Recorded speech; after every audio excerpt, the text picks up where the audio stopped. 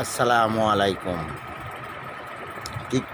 টিকটাকের বোনেদের বলি, বোন, আপা, মনি, বোন, আপনাদের বলি, আপনাদের জামই নাই, জামই প্রেম করবেন,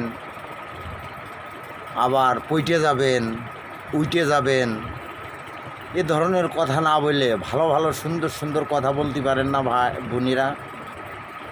এমন কথা বলেন, সে কথাই আরও 5টা লোক ভালো হবে, খারাপ পথ থেকে নেমে আসবে।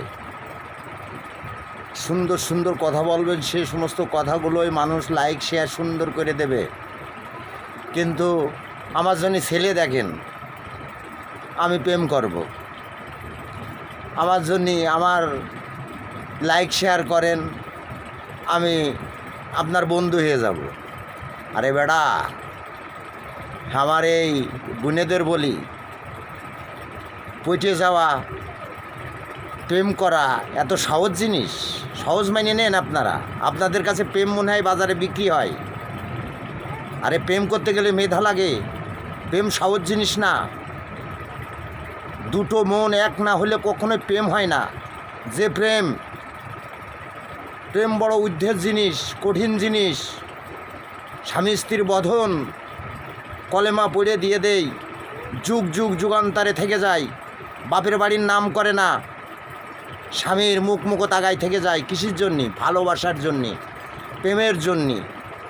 কিন্তু সেই প্রেম করেন, আরও 10টা 5টা মেয়ে দেখে ওই রকম ধরনের কাজ কারবার করেন, তাহলে ভালো থাকবেন, সবাই ভালো বলবে। আপনার ফ্যামিলিতেও জায়গা হবে না, স্বামীর কাছেও জায়গা হবে না, নিজের সন্তানের কাছেও জায়গা হবে না। এমন কোনো কাজ করবেন না। বিনীতভাবে রিকোয়েস্ট করলাম টিকটাকের বোনেদের, শরিয়াত মেনটেন করে, শরিয়াতদের মর্যাদা দিয়ে, যে পেশার লোক সেই পেশায় কাজ করবেন, তাহলে সুন্দর থাকতে পারবেন, ভালো থাকতে পারবেন, সমাজের কাছেও উচ্চ জায়গায় পৌঁছতে পারবেন। তা না হলে ওই মনের আবেগ নিয়ে টিকটাক করে ক্ষণেকের জন্য হয়তো ভালো থাকবেন, ভবিষ্যতে ভালো থাকতে পারবেন না। তাই ভবিষ্যৎ জিনিসটা চিন্তা ভাবনা করে আপনারা যাই যেমন ভিডিওই করেন, ভালো থাকবেন, সুন্দর থাকবেন।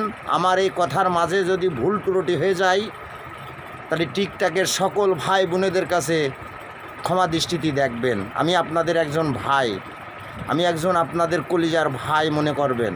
আপনাদের পাশে এখনও আছি, থাকবো।